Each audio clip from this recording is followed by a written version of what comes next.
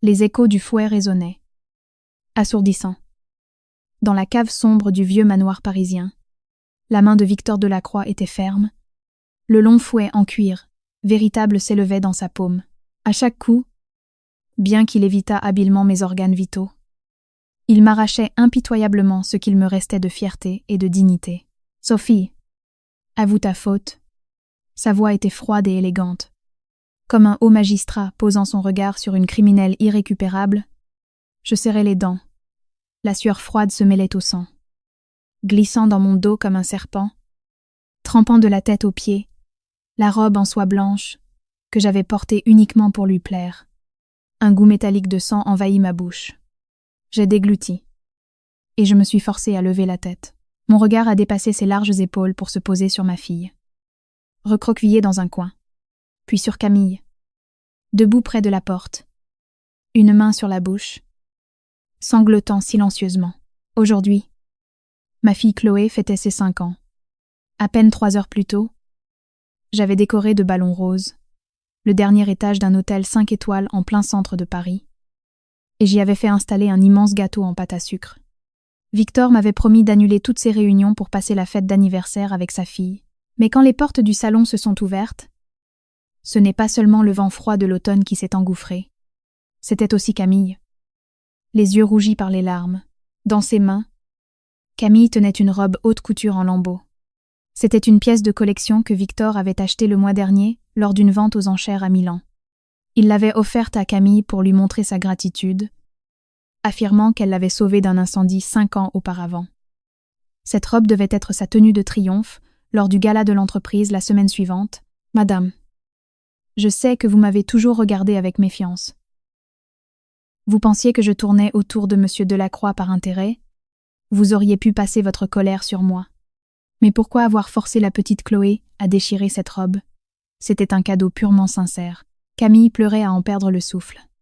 Ses épaules frêles tremblaient comme une feuille dans le vent d'automne, avant même que je n'aie eu la chance d'ouvrir la bouche. La lourde gifle de Victor s'est abattue sur mon visage. Sous la violence du choc, j'ai volé directement sur la table, écrasant le gâteau. La crème colorée m'a recouverte de la tête aux pieds. Chloé a hurlé de terreur et a couru vers moi, s'agrippant à mes jambes. Mais Victor l'a saisie brutalement par le col et l'a confiée à ses gardes du corps. Dans la cave du manoir, elle va purger sa peine. Les yeux de Victor étaient aussi froids qu'un lac gelé. Il ne m'a pas laissé la moindre chance de me justifier. Mes souvenirs ont été interrompus par une nouvelle explosion de douleur dans mon dos. Le 20e coup de fouet s'est abattu sur mon omoplate dénudée. Des gouttes de sang ont éclaboussé. Une goutte chaude a volé sur le côté et est tombée sur la nouvelle robe de princesse de Chloé, formant une tache rouge vif. « Maman, ne tape pas, maman, méchant, papa. Tu es méchant. » Chloé s'est débattue des mains du garde et s'est jetée sur Victor comme un petit animal désespéré. Elle s'est accrochée à sa jambe et l'a mordu de toutes ses forces. Victor a gémi de douleur. Ses sourcils se sont froncés instantanément. Par instinct, il a reculé sa jambe. Comment la faible force d'une petite fille de 5 ans pouvait-elle résister à un homme adulte? Chloé a été projetée sur le côté, telle une marionnette dont on aurait coupé les fils. Avec un bruit sourd, elle a heurté le bord de la table en chêne avec sa tête. Le sang rouge a immédiatement coulé sur le front pâle de Chloé. Il s'est mêlé aux larmes sur ses joues et aux taches sur sa robe. Chloé, je ne sais pas d'où j'ai tiré ma force, mais j'ai libéré mes poignets des cordes et j'ai titubé. J'ai couru vers ma fille. Je l'ai serrée fort contre moi. Avec mes doigts tremblants, j'ai pressé la blessure. Mais le sang chaud fuyait toujours entre mes doigts. La main de Victor, tenant le fouet, s'est figée en l'air. Les veines sur le dos de sa main étaient gonflées. Une panique passagère est apparue dans ses yeux. Et par réflexe, il a fait un pas en avant. « Monsieur Delacroix, vous saignez. » Camille s'est approchée. « Allez-t'en. » Son corps doux s'est appuyé contre lui, et elle a pressé un mouchoir parfumé sur le tissu de son pantalon, là où Chloé l'avait mordu. Des larmes coulaient à flots de ses yeux. Chloé est encore petite. Ne vous fâchez pas contre elle. Tout est de ma faute. Je n'aurais pas dû parler de la robe déchirée. Je devrais me contenter de porter des choses bon marché toute ma vie. Je ne suis pas digne de votre cadeau. Ces mots ont agi comme un poison parfait. Ils ont instantanément étouffé ce minuscule sentiment de culpabilité qui commençait tout juste à germer dans le cœur de Victor. Il s'est arrêté. Il m'a de nouveau regardé de haut. Et son regard était à nouveau rempli de dégoût et de froideur. « Regarde. Sophie, quel genre de fille tu as élevée? Elle se comporte comme une sauvage. Il n'y a pas la moindre trace du savoir-vivre de la famille Delacroix en elle. À cause de ta jalousie. Tu es prête à tout. Tu utilises même une enfant de 5 ans. Tu me donnes la nausée. » Je tremblais encore. Les faibles sanglots de ma fille me coupaient le cœur. Millimètre par millimètre. Comme un couteau émoussé. J'ai levé la tête et j'ai regardé l'homme que j'avais aimé pendant 5 ans. Il y a 5 ans. Pour l'épouser. J'avais caché ma véritable identité. J'avais renoncé à mon poste d'associé principal à Wall Street et je m'étais volontairement enfermée dans ce manoir. J'avais appris à préparer des soupes. J'avais appris à deviner ses humeurs. Je pensais que chaque iceberg finirait par fondre un jour. Je pensais que si je me donnais entièrement, il finirait par me remarquer. Mais maintenant, en regardant son beau visage sans cœur, j'ai senti tout mon être se crisper de froid. Victor. Ma voix était si rauque qu'elle ressemblait au bruit du papier de verre grattant sur une table. Elle ne contenait aucune émotion. Juste un calme morteo. Je n'ai pas coupé cette robe.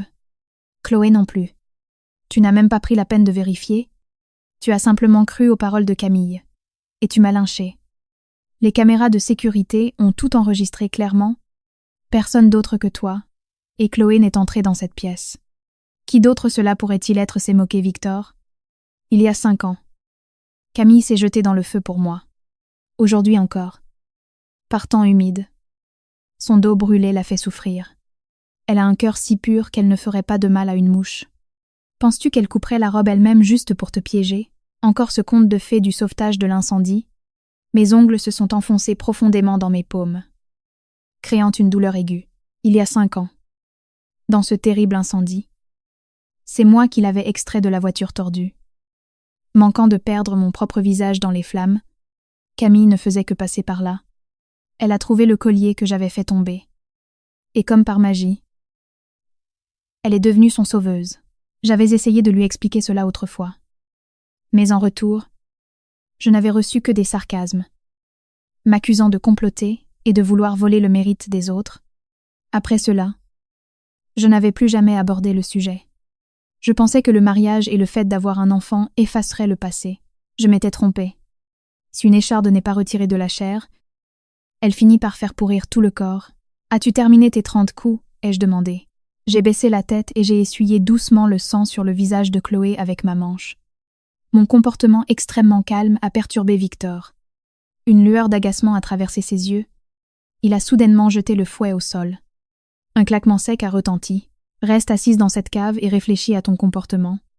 Tu ne sortiras que lorsque tu te seras excusée auprès de Camille. » Il s'est retourné, a passé un bras autour des épaules frêles de Camille et s'est dirigé à grands pas vers la porte. Ne lui donner ni nourriture, ni eau, ni médicaments. Ne laisser personne l'approcher sans ma permission. La lourde porte en fer s'est refermée avec un grincement déchirant. Le bruit de la clé tournant dans la serrure nous a complètement coupés de la lumière.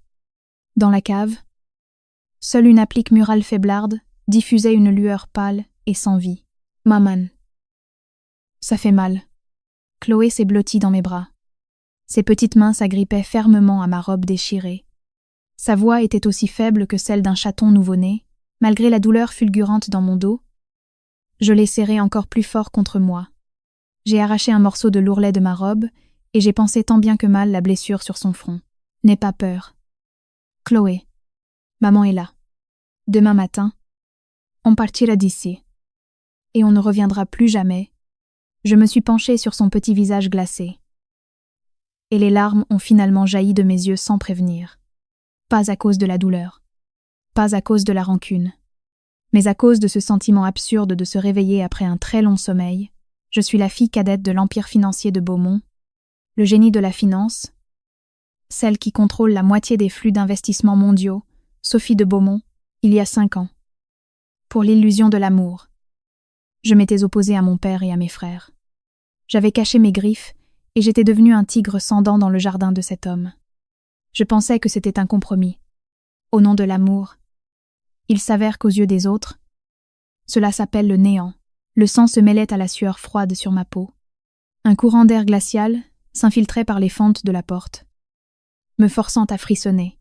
Dans l'obscurité, j'ai fouillé dans ma poche pour trouver mon téléphone à l'écran brisé. Heureusement, il fonctionnait encore. La faible lumière de l'écran a éclairé mon visage pâle comme celui d'un fantôme. Je n'ai pas lu les messages hypocrites que Victor m'avait envoyés autrefois. Je n'ai pas lu les conversations mondaines et fausses dans les groupes de femmes riches. J'ai fait défiler mes contacts vers le bas. Et je me suis arrêtée sur un numéro qui était sur liste noire depuis exactement 5 ans. Je l'ai débloqué. J'ai appelé. Une seule petite sonnerie. À la 2e seconde, on a décroché. À l'autre bout, une voix d'homme. Basse et profonde. Tremblante d'incrédulité. S'est fait entendre. Sophie. Mes lèvres desséchées ont bougé. La chaleur dans mes yeux avait complètement disparu, remplacée par une glace sans fond. À l'autre bout du fil, le fils aîné de la famille de Beaumont, celui qui tenait les artères financières du monde entre ses mains, Maxime de Beaumont, a soudainement retenu son souffle. Puis, on a entendu le bruit de chaises qui tombent, et les soupirs effrayés de hauts directeurs financiers. « Où es-tu ? Qui t'a fait du mal ?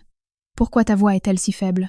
La voix de Maxime s'est instantanément élevée, remplie d'une autorité indiscutable et d'une inquiétude impossible à cacher. « Maxime !» J'ai baissé les yeux en regardant les taches de sang sur la robe de Chloé. Ma voix était aussi légère que le vent, mais chaque mot coupait comme une lame de rasoir. J'ai fini de jouer. La famille de Lacroix me dérange beaucoup. Je veux qu'ils disparaissent. De l'autre côté, un silence de mort a régné. On n'entendait que les respirations lourdes de Maxime. 5 secondes plus tard, il n'a prononcé qu'un seul mot, compris. Après avoir raccroché, je me suis appuyée contre le mur froid. J'ai serré Chloé, qui s'était endormie. Contre moi. Les blessures sur mon dos me faisaient souffrir. Mais mon esprit était plus clair que jamais. Victor pensait contrôler ma vie.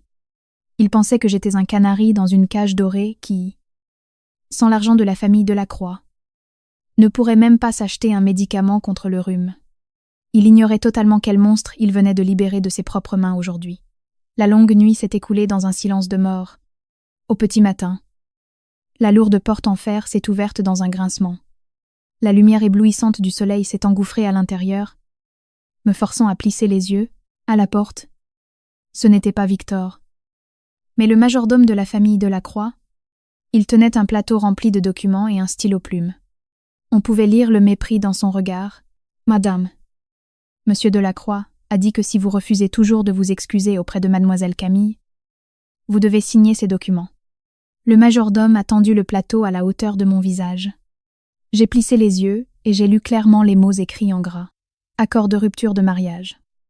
L'essence du texte en petits caractères se résumait à ceci. L'épouse a commis une faute grave. Elle part sans rien et perd les droits de garde de sa fille. En regardant ce papier, j'ai eu envie de rire. Victor avait tout calculé. Sachant que je ne me séparais pas de ma fille, il voulait utiliser cela pour me forcer à me soumettre. Dans son esprit, qu'une femme totalement dépendante de lui comme moi, après avoir signé ces papiers, se retrouverait à la rue et reviendrait ramper en remuant la queue comme un chien sans abri. « Donne-moi le stylo. » En m'appuyant contre le mur, je me suis lentement levée. Les croûtes séchées sur mon dos se sont fissurées avec mon mouvement, et le sang chaud a recommencé à couler sur ma peau. Mais je n'ai pas tressailli une seule seconde. Le majordome a été surpris. Il ne s'attendait visiblement pas à une telle obéissance. Hésitant, il m'a tendu le stylo plume. J'ai retiré le capuchon, sans hésiter. J'ai signé dans la colonne de l'épouse Sophie de Beaumont. Les traits de ma signature étaient vifs et tranchants sur le papier. Retire la 2e clause.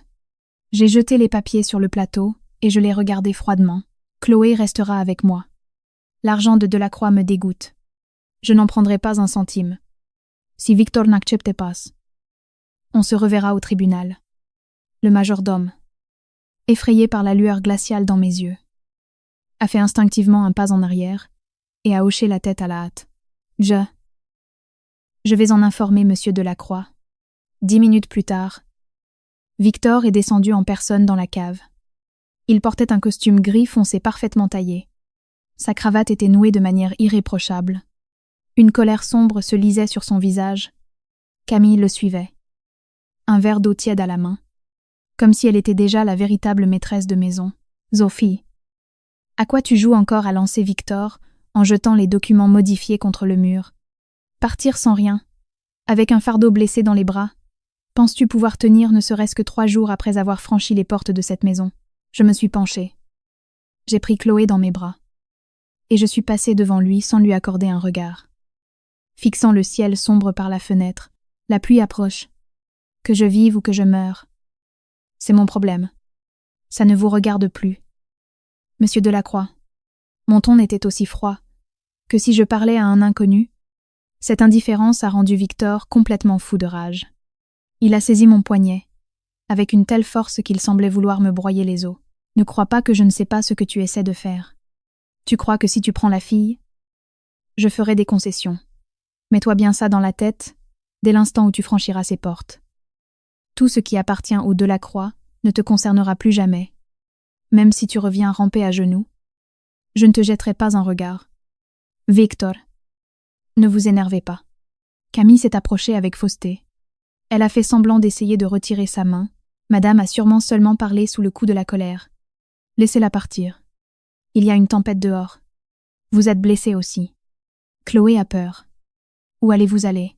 Dans ses yeux, on pouvait lire une joie et un triomphe non dissimulé. Dès mon départ, la place de maîtresse de la maison Delacroix serait la sienne. J'ai tourné la tête. J'ai regardé le visage hypocrite de Camille et, soudainement, j'ai levé ma main gauche libre. Clac. Une gifle fulgurante. Le coup, porté de toutes mes forces, s'est abattu sur le visage de Camille. Elle a crié et est tombée par terre. Le verre d'eau s'est brisé en 1000 morceaux, mouillant les chaussures hors de prix de Victor. Qui es-tu pour aboyer en ma présence? Mon regard tranchait comme un scalpel.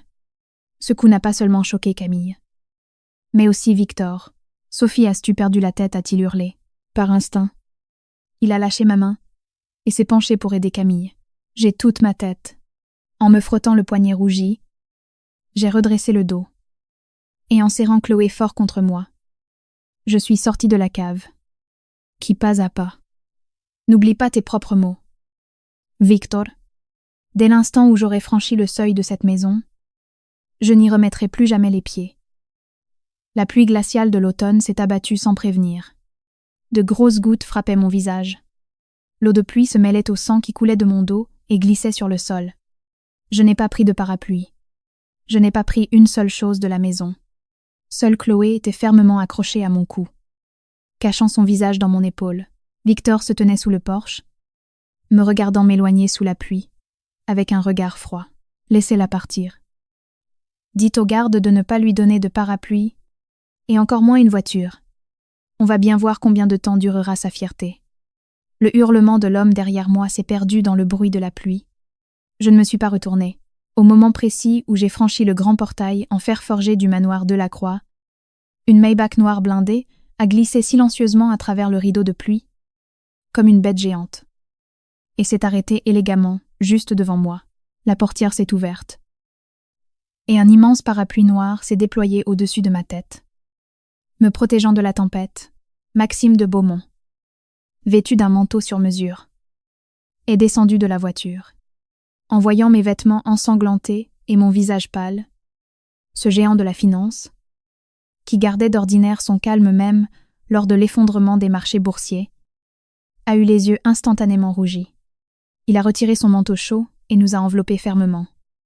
Chloé et moi, sa voix était remplie d'une colère réprimée à l'extrême et d'une douleur profonde. Sophie, ton grand frère est là pour te ramener à la maison. À l'intérieur, il y avait une légère odeur de cuir cher et de parfum. Cela nous séparait de la tempête extérieure. Maxime ne m'a pas demandé ce que j'avais vécu pendant ces 5 années. Il ne m'a pas demandé d'où venaient ces horribles blessures sur mon dos. Il a simplement monté le chauffage à fond. En silence. Il a sorti des compresses stériles du mini-réfrigérateur intégré, avec maladresse, mais avec une précaution infinie. Il a pressé les bords de mes blessures saignantes. J'ai tourné la tête et j'ai regardé les rues de Paris défiler à toute vitesse. La silhouette sombre du manoir Delacroix s'est perdue pour toujours dans le rideau de pluie. Maxime s'apprêtait à donner des instructions au chauffeur pour aller à l'hôpital. J'ai arrêté sa main. Épuisé par le froid et la douleur. Ma voix était sèche, au domaine de Neuilly-sur-Seine. Appelez le docteur Laurent et une équipe médicale privée. Je ne veux pas que mon itinéraire soit enregistré dans les bases de données des hôpitaux publics. Maxime a serré mes doigts glacés. Son regard s'était assombri de manière terrifiante. Il a pris la radio de bord et a ordonné le niveau de sécurité maximum de la famille de Beaumont, protocole Cerbère activé. Toutes les voies terrestres, fluviales et les aéroports privés de la capitale ont été placés sous surveillance. 3 unités de mercenaires d'élite de la famille de Beaumont, qui étaient en vacances en Asie du Sud-Est, ont été envoyées d'urgence, lourdement armées, vers Paris, alors que l'hélicoptère fendait les nuages. Mon téléphone a vibré. Un message vidéo d'un numéro inconnu. Dans la vidéo, on voyait une usine abandonnée. Le bruit du vent frappait contre des tôles rouillées. Chloé était attachée à une vieille chaise en bois. Elle avait un bâillon dans la bouche. Et des larmes de terreur dans ses grands yeux, le visage de Camille, recouvert de poudre bon marché, est entrée dans le cadre. Elle jouait avec un cutter à la lame tranchante, le passant de temps en temps, à quelques millimètres de la joue délicate de Chloé. Alors, Sophie, tu vois ton petit trésor? Camille riait comme une psychopathe. Tu as une demi-heure. Prépare 5 millions d'euros en petites coupures non marquées et un bateau avec le plein de carburant. Viens seul à la vieille usine de la banlieue nord. Si tu appelles la police ou si tu amènes quelqu'un avec toi. Je lui détruis le visage. La vidéo s'est coupée. J'ai jeté le téléphone et j'ai fermement bandé ma main droite blessée avec du ruban médical jusqu'à ce que le saignement s'arrête. Maxime. J'ai regardé mon frère assis en face de moi. Laisse-moi y aller seul. Maxime a froncé les sourcils. Sophie. Ce sont des psychopathes. C'est trop dangereux d'y aller seul. Elle me doit quelque chose. De l'étui à ma taille. J'ai sorti un Browning argenté. Édition spéciale. D'un mouvement habituel. J'ai tiré la culasse, insérant une balle dans le canon. Un clic métallique a résonné dans la cabine de l'hélicoptère. Je vais lui briser les os de mes propres mains. La vieille usine de la banlieue parisienne. L'air était saturé d'une odeur écœurante d'huile de machine et de rouille. Le vent de la tempête soulevait la poussière, projetant de petits cailloux avec un bruit sourd contre les conteneurs rouillés, tenant un sac de sport noir à la main. Je suis entré dans le hangar vide. En faisant attention à mes pas avec mes bottines militaires, Camille se tenait au second étage. Sur une plateforme métallique rouillée, à ses côtés, 4 malfrats masqués et lourdement bâtis tenaient des fusils de précision. Chloé était attachée à une poutre tout au bord de la plateforme. Un seul faux mouvement. Et elle ferait une chute de 10 mètres. Me voyant arriver seule, Camille a éclaté d'un rire qui écorchait les oreilles. « Sophie, tu es vraiment venue. » Camille tremblait d'excitation. Avec la pointe de son couteau, elle a pointé le sac dans ma main. « Où est l'argent? Jette-le ici. » Je me suis arrêtée et je l'ai regardé froidement. J'ai ouvert les doigts. Le lourd sac est tombé lourdement sur le sol en béton poussiéreux. La fermeture éclair s'est ouverte, révélant des liasses compactes de billets de 100 €. Les yeux des malfrats ont instantanément brillé d'une avidité primitive. Ils regardaient le sac. L'argent est là. J'ai légèrement levé la tête. Ma voix coupait le bruit du vent, résonnant clairement à leurs oreilles. Lâche l'enfant.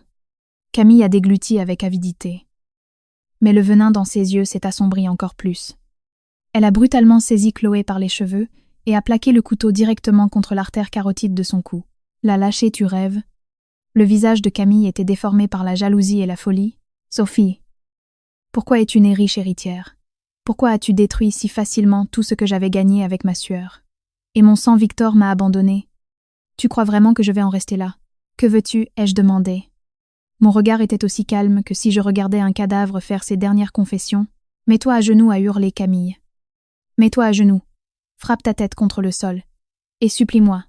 Dis-moi que toi. Sophie de Beaumont. Tu n'es rien.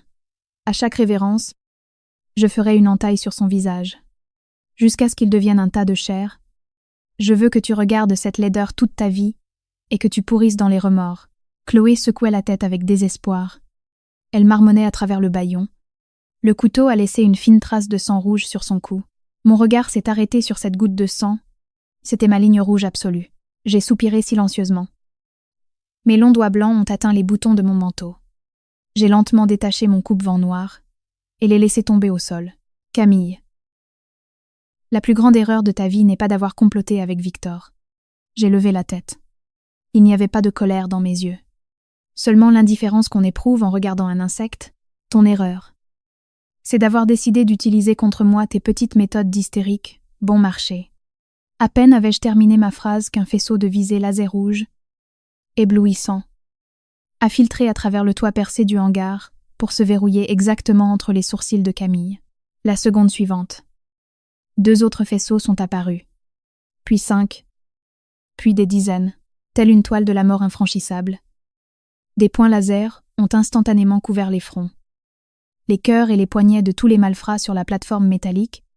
L'avidité sur les visages des mercenaires s'est figée. Elle a laissé place à une terreur animale. À vous glacer le sang. Ils ont compris dans la panique que leurs petits fusils n'étaient que des jouets pour enfants face à cette puissance de feu absolue. Paf! Le tir étouffé d'un fusil de précision a fendu le vent. Avant même que Camille n'ait eu le temps de réagir. Son poignet droit, qui tenait le cutter, a explosé dans un nuage de sang. La douleur atroce des os brisés a arraché un hurlement de porc qu'on égorge. Le couteau est tombé sur la grille avec un bruit métallique. Au même instant, toutes les vieilles vitres autour du hangar ont volé en éclats dans un fracas de verre brisé. Des dizaines de combattants des forces spéciales d'élite de la famille de Beaumont, vêtus d'uniformes tactiques noirs, de lunettes de vision nocturne et de mitraillettes, sont descendus en rappel dans le hangar de tous les côtés. Tels des fantômes surgis de l'enfer, le bruit de leurs bottes frappant le fer et le béton était parfaitement synchronisé et dégageait une pression étouffante. En moins d'une seconde, les mâchoires des 4 malfrats ont été brisées à coups de crosse. Ils ont été jetés au sol, et des canons froids ont été pressés directement contre leur gorge. Camille, tenant fermement son poignet détruit, est tombée dans une flaque de son propre sang. Paniquée. Elle a regardé ses machines de mort armées jusqu'aux dents, puis elle m'a regardé, moi, debout au milieu du hangar, sans qu'un seul de mes cheveux n'ait bougé. Qui es-tu?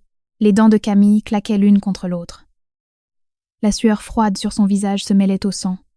Elle réalisait enfin qu'elle n'avait pas affaire à une femme au foyer abandonné, mais à un démon vivant capable de lever une armée entière d'un simple claquement de doigts. J'ai lentement monté les escaliers en fer rouillé.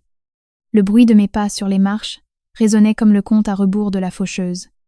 Je me suis approchée de Chloé et j'ai coupé ses cordes. Des gardes ont immédiatement pris la petite fille avec précaution pour l'emmener en lieu sûr. Il ne restait plus que nous deux sur le bord de la plateforme. Camille gisait à mes pieds. Je me suis penchée et j'ai ramassé le cutter ensanglanté. Ne te l'avais-je pas dit? Je me suis accroupie.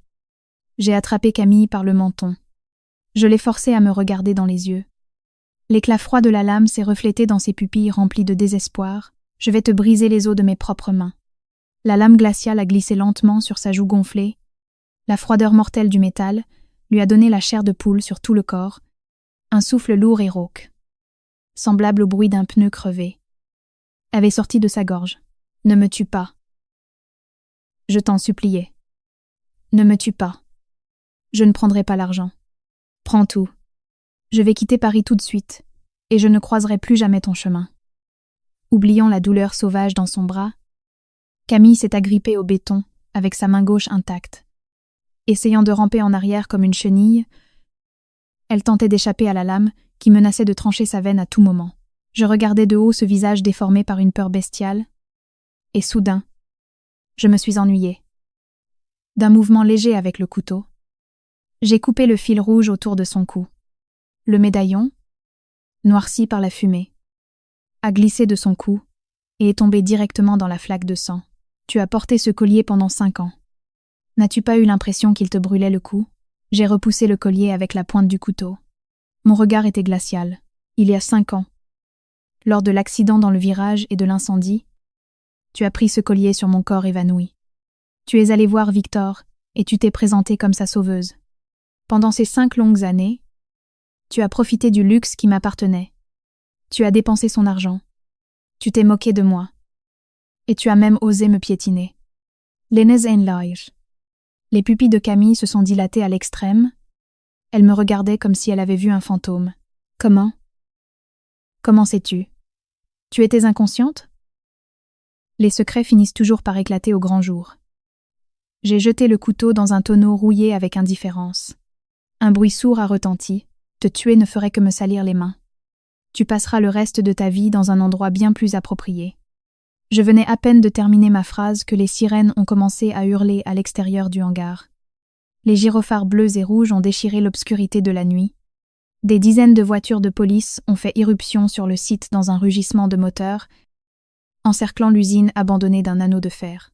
Mon deuxième frère, Alexandre, portant un manteau noir parfaitement taillé et des chaussures cirées, est entré d'un pas rapide dans le bâtiment. Accompagné d'un groupe d'inspecteurs, il a ajusté ses lunettes à monture dorée. Une lumière froide et dure émanait de son regard, avocat redouté et magistrat d'influence. Alexandre de Beaumont a hoché la tête en direction du capitaine de police et a fait un signe de la main. Plusieurs policiers ont immédiatement sorti des menottes. Alexandre s'est approché de Camille. Il a sorti de sa mallette un mandat d'arrêt scellé de rouge et l'a ouvert juste sous son nez.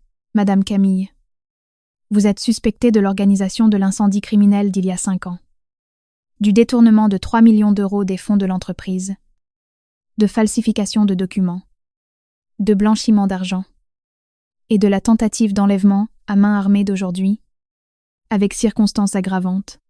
4 crimes majeurs. Je vous garantis que vous allez pourrir en prison. De plus, tous les actifs que vous avez acquis illégalement ont déjà été gelés. Votre contact à l'étranger a été intercepté par Interpol. Il y a une demi-heure. La défense psychologique de Camille s'est effondrée. En regardant les lettres noires du mandat, elle a hurlé, elle se débattait désespérément, refusant de se laisser menotter. Non, je ne veux pas aller en prison. Je suis la femme de Victor Delacroix. Vous ne pouvez pas m'emmener. Le capitaine de police a grogné froidement. 2 agents ont attrapé Camille par le bras et l'ont traînée vers l'extérieur comme un sac poubelle. En passant près de moi, elle a essayé de me lancer un regard plein de venin. Mais l'un des gardes des Beaumont lui a donné un coup derrière le genou. Elle est tombée lourdement au sol. Puis, elle a été poussée de force dans le fourgon de police. Avec le bruit des sirènes, les voitures de police se sont éloignées. Le hangar a retrouvé son silence. Je ne suis pas blessée. Alexandre a rangé le mandat et s'est approché de moi. Son regard s'est posé sur ma main droite bandée. Ses sourcils se sont légèrement froncés. Une égratignure sans importance. J'ai secoué la tête et j'ai regardé Chloé, qui était tenue dans les bras d'un garde du corps. Bien que la petite fille fût effrayée, elle s'était calmée en me voyant et avait docilement posé sa tête sur son épaule. Nous étions sur le point de partir quand, sur le terrain devant l'usine, une Bentley noire a fait irruption comme une bête enragée, le pare-chocs avant fracassant tout sur son passage.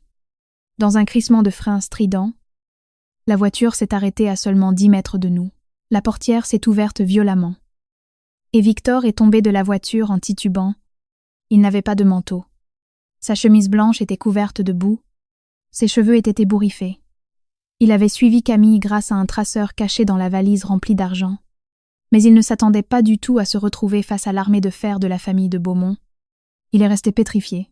Son regard a glissé sur les gardes lourdement armés portant l'écusson des Beaumont sur leur torse, puis sur le lourd hélicoptère militaire, et s'est finalement arrêté sur Chloé, que nous protégions avec Alexandre, Sophie. Chloé. La pomme d'Adam de Victor a tremblé de chagrin. Un son rauque, ressemblant au grincement du papier de verre, est sorti de ses lèvres gercées. Il a fait un pas en avant en titubant. Clac. Le son synchronisé de dizaines d'armes qu'on arme a fendu l'air de la nuit. Des dizaines de canons noirs se sont instantanément tournés et ont visé directement la tête de Victor. S'il faisait un demi-pas de plus, il serait criblé de balles. Les pieds de Victor se sont figés. Il me regardait, dans ses yeux qui, autrefois, n'exprimaient que de l'arrogance et du mépris. Il y avait maintenant une terreur profonde et insurmontable. Qui es-tu? Pourquoi t'appelle-t-il? Madame, la voix de Victor tremblait. Oui. Il était peu. être un idiot en matière de relations.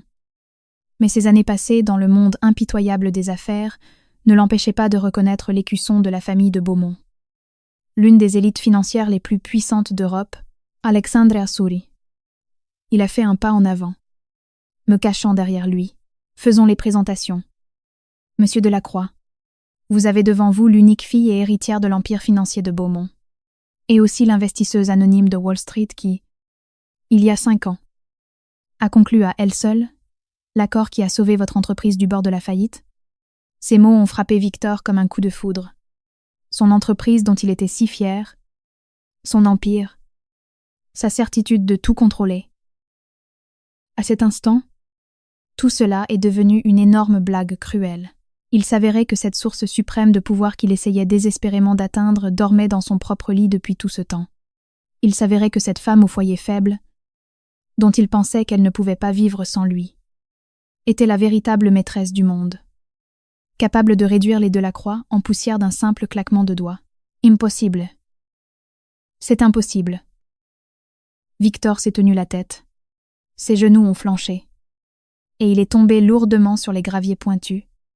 Les pierres ont déchiré son pantalon. Le sang a coulé de ses genoux. Mais il ne semblait pas ressentir la douleur. Sophie. Tu m'as trompé. Pourquoi m'as-tu menti? Si tu m'avais dit qui tu étais depuis le début, est-ce que je t'aurais abandonné pour Camille? J'ai poussé Alexandre sur le côté. Je me suis lentement approchée de Victor. Je me suis arrêtée à 3 pas de lui. Et je l'ai regardé de haut. Tu es répugnant. Victor, tu continues à tout mesurer par l'intérêt. Si tu avais su qui j'étais, tu aurais remué la queue comme un chien, et tu m'aurais supplié. Mais ce n'est pas de l'amour. C'est du parasitisme. De la poche de mon manteau. J'ai sorti une petite boîte en velours noir. Légèrement brûlée. Les gardes l'avaient trouvée dans le sac renversé de Camille en fouillant la zone. Ne criais-tu pas à tous les coins de rue que Camille était ta sauveuse? Par gratitude. N'étais-tu pas prêt à battre ta femme et ta fille à mort? J'ai serré la boîte.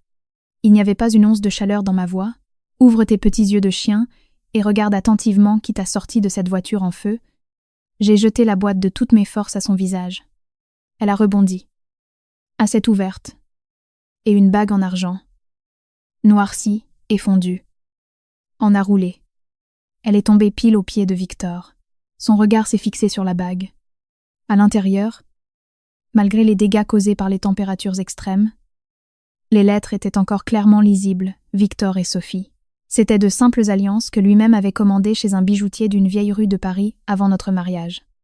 Il avait jeté l'alliance pour homme au fond d'un tiroir, prétextant qu'elle ne convenait pas au statut d'un président de société, et ne l'avait plus jamais portée. Mais cette alliance pour femme, je l'avais chérie comme la prunelle de mes yeux, et je ne l'avais jamais retirée de mon annulaire gauche. Jusqu'à cet incendie, Victor a commencé à trembler violemment. Il a tendu la main et, avec ses doigts tremblants, a ramassé la bague comme s'il touchait du fer rouge. Les fragments de mémoire de cet incendie ont commencé à lui lacérer le cerveau impitoyablement. Comme des lames dans un ouragan. La carcasse en feu de la voiture, l'odeur suffocante de l'essence, la portière coincée.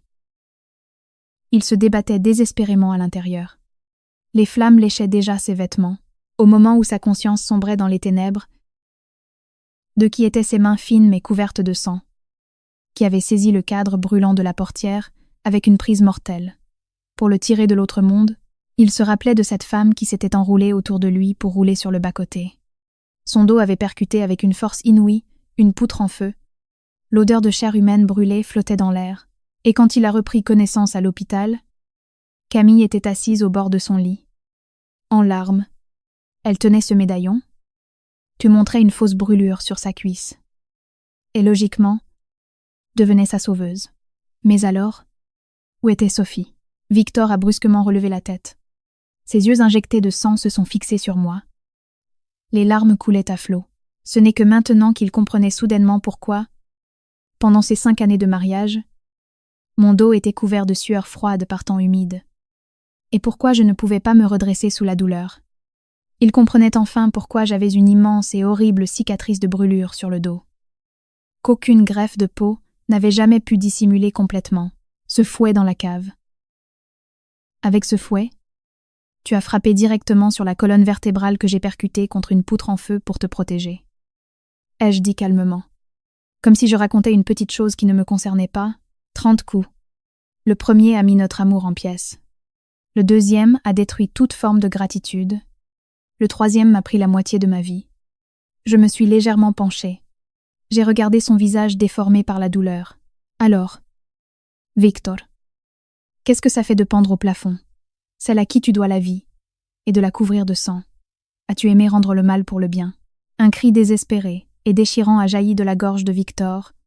Comme le cri d'un hibou s'étouffant dans son sang, il s'est mis à frapper violemment sa poitrine, avec ses poings, comme s'il essayait d'arracher son propre cœur. Empoisonné par le venin du remords, à genoux, il s'est soudainement jeté en avant. Son front a percuté les graviers pointus. Boum, boum, boum, un coup suivait l'autre. Le bruit de son crâne frappant le sol était effroyable. Le sang coulait sur son visage. Se mêlant à la boue, Sophie. Je me suis trompée. Je ne suis qu'un animal. J'étais aveugle.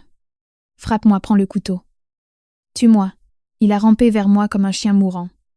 Tendant ses mains ensanglantées, il a essayé d'attraper l'ourlet de mon manteau. Un garde des Beaumont s'est instantanément interposé. Sa lourde botte militaire s'est abattue impitoyablement sur la main de Victor, enfonçant ses doigts dans les pierres acérées. Victor a gémi de douleur. Mais il continuait de me regarder. Dans son regard, il y avait une supplication écœurante.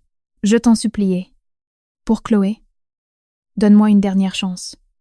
Je te consacrerai ma vie. Je serai ton esclave. J'ai regardé de haut cet homme.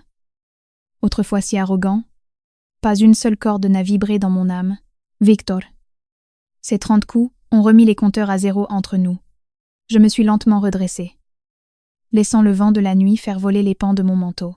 À partir de cet instant, que tu vives, que tu meurs, que tu mendis dans la rue ou que tu te jettes du toit par remords, et cela ne me concerne plus. Je me suis retournée et j'ai marché vers l'hélicoptère. Alexandre, je te le laisse. Je ne veux pas qu'il reste une seule brique de son entreprise d'ici demain matin. Alexandre a ajusté ses lunettes. Une lueur glaciale a brillé dans ses yeux. Ne t'inquiète pas. Après la procédure de faillite, il croulera sous des dettes qu'il ne pourrait pas rembourser même en 3 vies. Les bas-fonds de Paris seront le seul endroit où il passera le reste de sa vie. Les immenses hélices de l'hélicoptère ont commencé à tourner dans un rugissement assourdissant. Elles ont soulevé un vent de tempête et de la poussière. Je suis montée sur la rampe. J'ai pris Chloé des bras du garde du corps et je l'ai serrée fort contre ma poitrine. L'hélicoptère s'est lentement élevé du sol. Les courants d'air créés par les rotors plaquaient Victor au sol. Le forçant à rouler dans la boue. Par la fenêtre. Yella et vous. À genoux dans la boue. Levant désespérément les bras vers le ciel. Hurlant en me regardant. Il criait encore mon nom. Mais sa voix était complètement détruite par le bruit des moteurs. Et elle n'atteindrait plus jamais mes oreilles. Les lumières de la capitale nocturne ont lentement rapetissé sous moi. Ces 4 murs qui m'emprisonnaient, ces faux compromis et cette patience, tout cela était resté en bas. Dans l'obscurité froide de la nuit, j'ai baissé la tête et j'ai déposé un doux baiser sur le front bandé de Chloé. « Maman, où est-ce qu'on va ?» a demandé Chloé en s'accrochant à mon cou. Avec sa douce voix d'enfant, j'ai regardé par la fenêtre. Au-dessus des nuages, la lune brillait. Déchirant le rideau de brume, elle diffusait sa lumière froide mais libre. À la maison, un sourire de soulagement est apparu sur mes lèvres. À la vraie vie, les scellés sont posés. Accès interdit aux personnes non autorisées. L'huissier de justice. Le visage impassible. A fait un signe de la main. 2 agents ont attrapé Victor par le bras et l'ont sorti des portes du manoir, à moitié traîné, à moitié jeté à la rue. Le vent glacial du début de l'hiver, mêlé de neige et de grêle, frappait impitoyablement sa fine chemise. Il a titubé et est tombé sur l'asphalte gelé. Les paumes de ses mains se sont couvertes de sang. Les 2 battants du portail en fer forgé se sont refermés impitoyablement juste devant son visage. Arrachant pour toujours la dernière feuille de vigne de la réputation de la famille Delacroix, autrefois considérée comme l'une des plus riches de Paris, En seulement un demi-mois, le groupe de la Croix, un géant qui s'apprêtait à entrer en bourse aux États-Unis, s'était transformé en un cadavre commercial. Complètement déchiqueté par le capital, la chute artificielle des actions orchestrée par Maxime et la coupure des crédits n'étaient que la première étape. Ensuite, Alexandre a présenté au tribunal un dossier de 1000 pages contenant des preuves irréfutables de double comptabilité et de faux contrats. Le fisc a mené un audit total. Toutes les propriétés de la famille Delacroix, leurs actions et leurs trusts offshore ont été gelés et mis aux enchères, pour combler ce gouffre financier colossal. Victor n'a pas seulement tout perdu jusqu'au dernier centime. Il s'est personnellement endetté à hauteur de 300 millions d'euros. Il s'est transformé en un rat totalement haï et méprisé, allongé sur le sol gelé. Victor a sorti de sa poche, de ses mains tremblantes, un téléphone bas de gamme à l'écran brisé. C'était la seule chose qui avait encore un peu de valeur. Faisant défiler ses contacts, il a appelé les numéros de ceux avec qui il avait autrefois trinqué dans des banquets mondains. Ceux qu'il appelait ses frères. L'abonné que vous appelez est actuellement occupé, Victor. Tu es devenu fou. Comment oses-tu m'appeler? Tu veux que les Beaumont sachent qu'on se connaît? Dégage, va mendier sous un pont. Ne salis pas mon numéro. Les sonneries courtes se sont plantées dans son cœur criblé de trous, comme des épines empoisonnées. Il a fini par comprendre la vérité. Dans cette guerre de pouvoir, personne n'oserait lui lancer, ne serait-ce qu'un brin de paille. Les Beaumont n'avaient même pas eu besoin d'utiliser des méthodes sales, ils lui avaient simplement coupé l'oxygène. Et cela avait suffi pour qu'il étouffe. La pluie mêlée de neige glaciale tombait sur lui. Victor a resserré sa chemise déchirée, tel un zombie sans âme. Traînant ses jambes engourdies par le froid, il s'est dirigé pas à pas vers Neuilly-sur-Seine, vers ce domaine caché à flanc de colline. C'était la résidence principale des Beaumont. 30 kilomètres de route sinueuse. Sans argent, il ne pouvait mesurer cette distance qu'avec ses propres pieds. Les semelles de ses chaussures étaient usées. Le sang qui coulait de ses orteils à vif laissait des traces rouges vives sur la neige. 3 jours et 3 nuits. Victor, tel un chien sans abri, est resté à genoux devant les immenses grilles en fer forgé noir et or, de 10 mètres de haut du domaine des Beaumont. Il n'osait pas crier.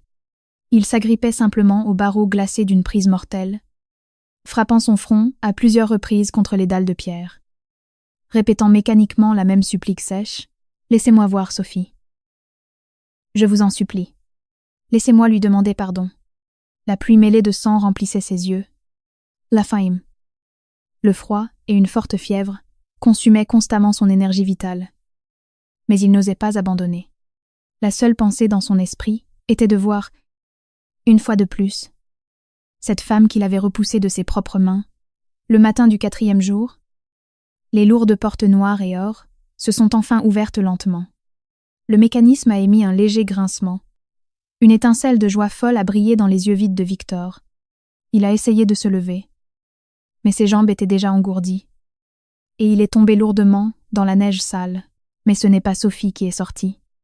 Les 3 frères de Beaumont, vêtus de manteaux sombres, ils se dressaient au-dessus de lui comme des montagnes infranchissables. Bloquant toute la lumière provenant de l'intérieur du domaine, Maxime a regardé ce tas de boue de toute sa hauteur. Il n'y avait pas de mépris dans ses yeux noirs, seulement une indifférence froide comme la glace. « Maxime, je vous en supplie. Laissez-moi voir, Sophie. » S'accrochant à un dernier espoir, Victor a tendu la main vers le pantalon de Maxime. Son garde du corps a immédiatement écrasé sa main avec sa lourde botte militaire. Il l'a clouée au sol. N'ose pas prononcer son prénom avec ta bouche répugnante. La voix de Maxime était calme, mais elle diffusait un froid arctique. « Victor, ça fait 3 jours que tu es à genoux ici. Qui essaies-tu d'impressionner toi-même? Tu crois que si tu agis de manière assez misérable, tu obtiendras son pardon? » Alexandre a ajusté ses lunettes dorées et a jeté une copie de la décision de justice au visage de Victor. Le procès de Camille a eu lieu aujourd'hui en première instance. Peine totale 15 ans de réclusion criminelle. Elle a pleuré au tribunal et t'a fait porter le chapeau pour tout. Elle a dit que c'était sur tes ordres qu'elle avait détourné les fonds de l'entreprise. Victor, a continué Alexandre, ce véritable amour que tu as défendu au prix de ta vie s'est avéré pire qu'un chien de gouttière devant le juge. Le corps de Victor tremblait violemment. Il ne détachait pas son regard de la décision de justice. Des râles étouffés, semblables au dernier souffle d'une bête sauvage, sortaient de sa gorge. Et sais-tu ce que faisait Sophie pendant tout ce temps à demander le troisième frère? Julien. En faisant tourner négligemment un coupe-cigare entre ses doigts, elle préparait une présentation pour un accord de fusion à Wall Street. Elle choisissait une école internationale pour Chloé. Elle essayait ses nouvelles robes arrivées de Milan par jet privé. Elle n'a même pas demandé s'il y avait un chien nommé Victor Delacroix couché devant sa porte. Ces mots étaient plus mortels que n'importe quel coup physique. Victor avait espéré jusqu'à la dernière minute que Sophie le détestait. Et là où il y a de la haine, il y a des sentiments. C'était pour cela qu'elle avait utilisé toutes les ressources de sa famille pour le détruire. Mais ce n'est que maintenant qu'il a compris que les mots qu'elle avait prononcés dans l'usine abandonnée, les compteurs étaient à zéro, étaient d'une vérité absolue. Elle avait pris tout ce qu'il possédait, puis l'avait effacé de sa vie de manière irrévocable. Il n'était pas digne d'être son bien-aimé. Il n'avait même pas le droit d'être considéré comme son ennemi. Dégage. Maxime s'est retourné. Lui accorder un regard de plus lui semblait une perte de temps. Si demain matin je vois encore ton ombre dans ce virage, ça ne me dérangera pas de découvrir qu'un cadavre non identifié, un victime d'un accident de la route, soit retrouvé à Paris. Les portes se sont refermées avec fracas. Victor s'est effondré dans la neige. Son regard s'est porté au-delà des hauts murs, vers les grandes portes-fenêtres du 2e étage de la maison principale. À travers la neige qui tombait, il a deviné la silhouette familière sur le balcon. Sophie se tenait là. Elle portait un doux tailleur en cachemire. Ses longs cheveux étaient rassemblés en un chignon désinvolte. Elle tenait une tasse de thé fumante. Elle a jeté un bref regard devant le portail. Ses yeux étaient si calmes, comme si elle regardait tomber une feuille d'automne. Sans hésiter une seule demi-seconde, elle s'est retournée et est rentrée dans la chaleur de la maison.